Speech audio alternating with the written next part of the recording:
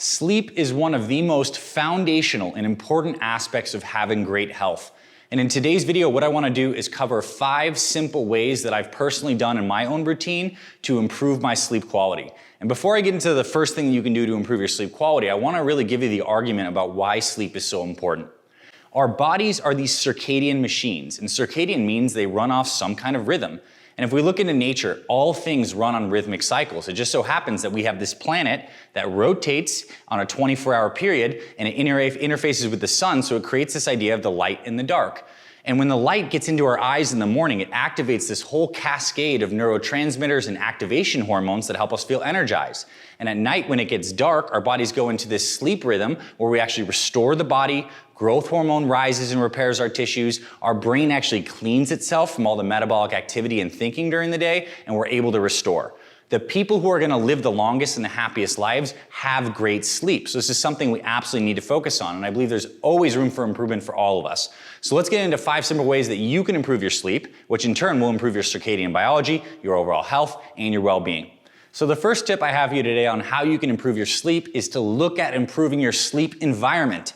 This is absolutely essential. The ideal and optimal sleep environment is 3 things. It is cold, it is dark, it is quiet. And here's how I've helped improve my environment. The first thing on cold is, as our bodies go throughout the day and later in the day, our core temperature naturally decreases. And this gets us into this more restful metabolic state where we're not very active. Many people sleep in a room that's simply too hot.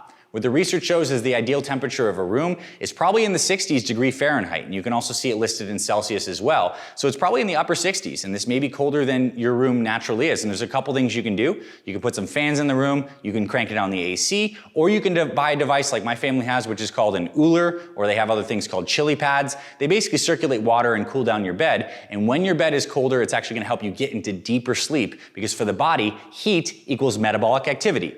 Well, what also equals metabolic activity in the body is light. When the light's out and the sun's up, we're activated. We get cortisol surge. We get activation of these energy hormones. Well, at night, we want to cut out on all those different lights. And there's actually some studies showing that even small lights flickering in your bedroom, like little TV lights, phone light in the bedroom and on the corner or something like that, actually disrupts sleep. So can you make your environment even darker? Sometimes that's not possible to change your whole environment. So what I've actually done is I sometimes sleep with a sleep mask, right? This little sucker right on here helps create the perception that it's a darker room. Now, I do need to say this is not the full solution. Even though it prevents light from getting into your eyes, we found that there's actually these light receptors on all cells. So even light on your skin late at night's not great. So if you're the kind of person that's like brushing your teeth late at night in a bathroom that's blasting light, that is not ideal for your sleep. At the very least, what I want you to do is get some kind of blue blocking glasses. So here are the really good ones, right? These are very orange and they even have protection on the sides. And here's a cooler form. They look like, a little more stylish. But either way, I use both. If I'm hanging around people, I'll use these,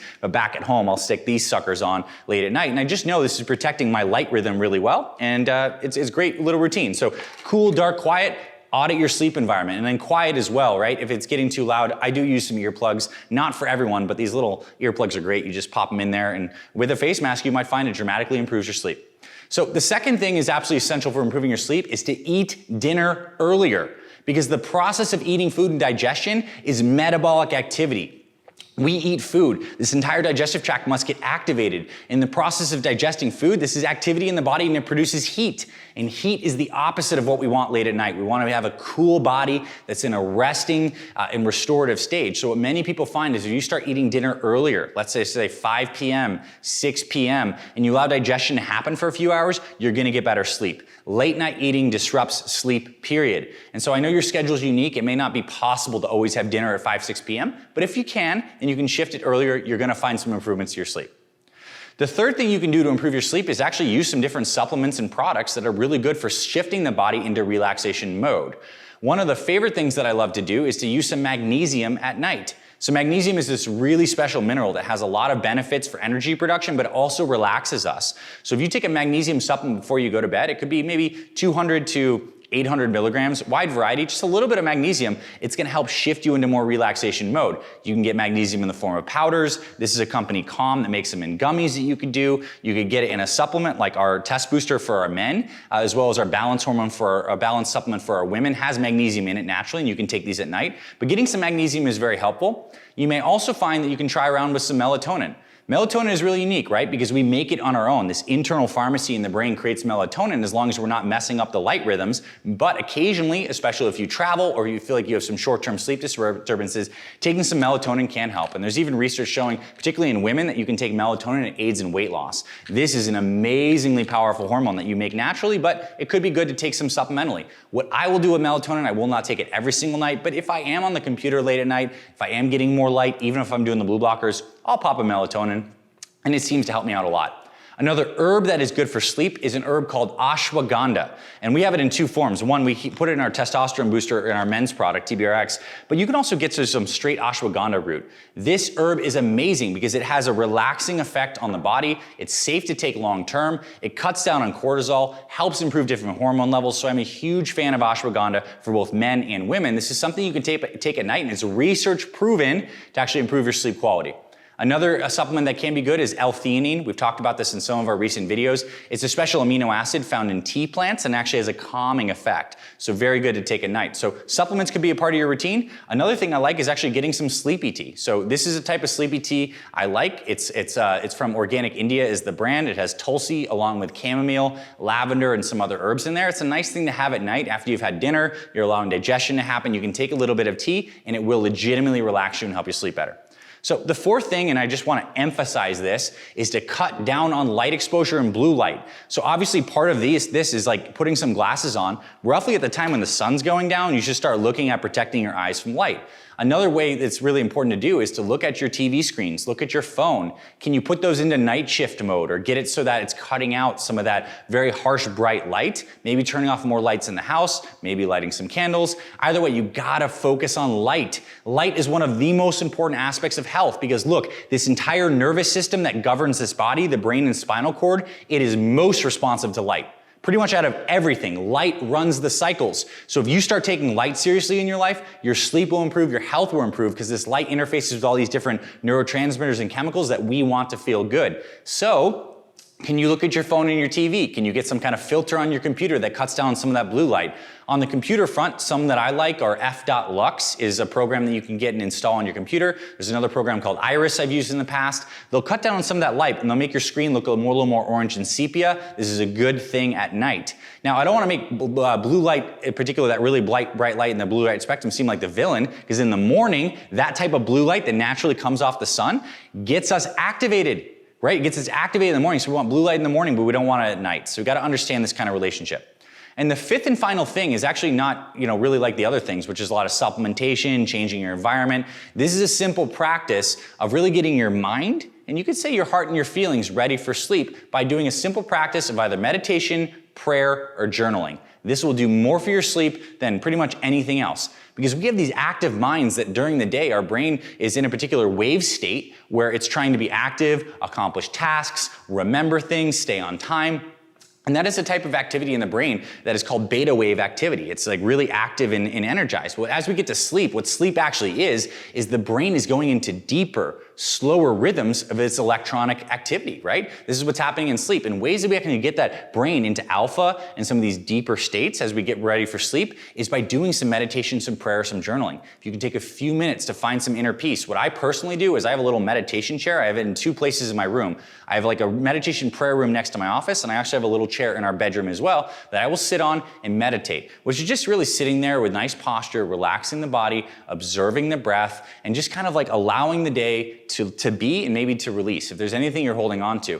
Something I did for many years that was very helpful was I get a little journal. I would keep it by my bedstand. At the end of the day, I would write down 5 things I'm grateful for and 5 things that went well that day. Simple habit, right? It gives you closure on the day, closes some of those mental loops, and I would also write down what I plan on doing tomorrow so that the mind doesn't have to be constantly ruminating on what's to be done. There's like a plan in place, there's been a little closure of the day, and you're also training your perception to look for more gratitude in your life. So maybe that's gonna be a good practice. Or if you have a particular religion and spirituality that you follow fervently, some great prayer time is amazing before bed. This is this special time where we're gonna shift the brain into different activity. So we can set it up with like a little positive momentum, even with 5 minutes of this stuff, your mind is gonna be much more at ease. You'll probably find that it's easier to fall asleep. If you're someone who sits in bed and you're like, the thoughts and mind is racing, that stuff is absolutely essential paired with the supplements.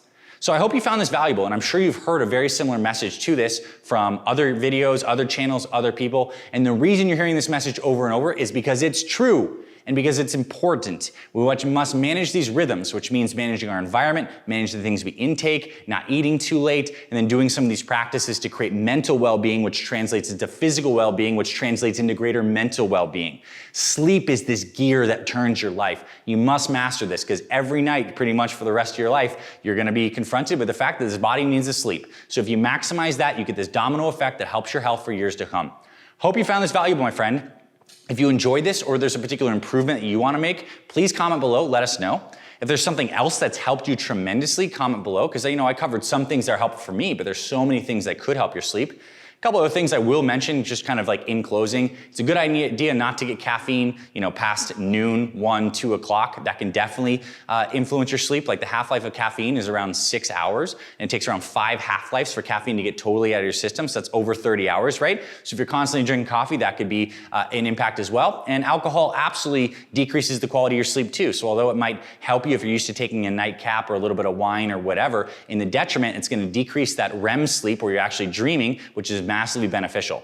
And look, many of us as we're getting older and we're seeing our parents get older too, are seeing the real horrors that can come with cognitive decline, with dementia and memory loss and Alzheimer's and all that stuff. Protecting your brain, one of the best things you can do is to optimize your sleep. So if you're interested in having a sharp mind, good energy, well into the future, sleep is your time to focus and zone in on. And if you're the kind of person that likes some data, then get yourself one of those like Oura rings or some kind of tracker that can watch how your sleep is and give you some data so you can look into what kind of things actually move the needle for you. You focus on your sleep, your health will improve. That's the message I have for you today. Thanks for being here, my friend. Drop a comment below. If you found this video valuable in any way, shape, or form, hit the thumbs up so this goes across the algorithm and the more people get to see this. And of course, subscribe to our Fit Father Project and Fit Mother Project YouTube channels. I think across the channels, we have over 800,000 subscribers, over 500,000 on Fit Father and around 300 on Fit Mother. And we'd love you to join us and see this movement of people who are reclaiming their health and focusing on their families and these great values. This is what we're all about. We'd love you to join us here. So thank you, my friend. This is Dr. Anthony Balduzzi from the FFP and FMP. I'll see you around our videos, and I'll talk to you very soon. Hey there, my friend. It's Dr. A. Thanks for checking out today's video. I hope you found it valuable. Here at the Fit Father Project, my team and I are on a mission to help busy guys, particularly men in their 40s, 50s, and 60s, lose weight, build muscle, and get healthy for themselves and their families. So I'm super grateful you're here. When you subscribe to our Fit Father Project YouTube channel, you're gonna get instant access to over 500 different videos that cover nutrition, workouts for fat loss and muscle building, mindset, supplementation, all the important things you wanna know about. So I wanna invite you to subscribe. You get notified when we publish new videos every single week.